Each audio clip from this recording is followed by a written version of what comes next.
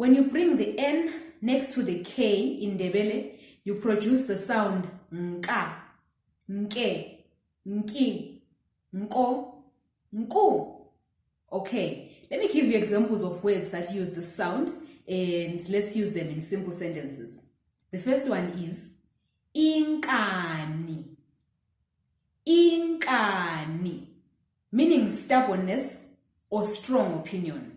Okay, so if you say umakhosi ulenkani, what you're basically saying is Makhosi is stubborn, or he's strong opinionated, or he's difficult to convince. He likes to argue his case. Okay, umakhosi ulenkani, that's how we describe such a person. So you often hear people saying Tshiya inkani. Tshiya inkani, meaning stop being stubborn.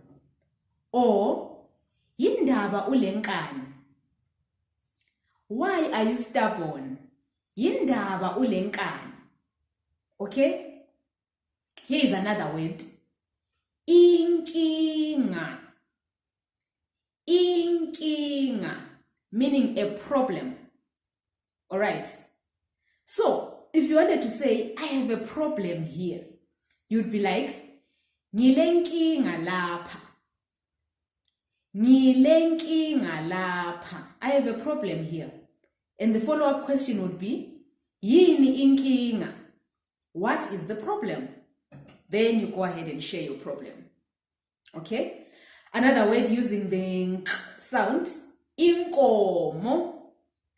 INKOMO, meaning a cow.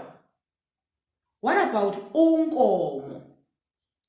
What does it mean?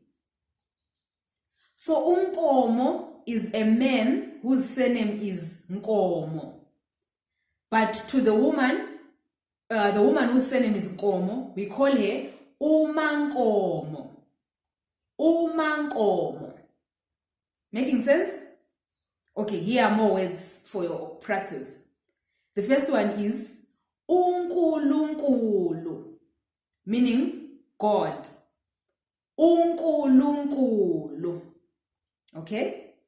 Here is another one. Inkululeko. Inkululeko means freedom. Okay? Inkululeko. Inkululeko yabantu, the freedom of the people. Okay? And lastly we have Inkazimulo. Inkazimulo means brightness. It's also a name. It's also a Ndebele name. It means brightness. Okay? So that's all I have for you with the nka sound. If you enjoyed this lesson, please press the like button and subscribe to my channel if you still haven't. I'll see you in the next lesson. Bye.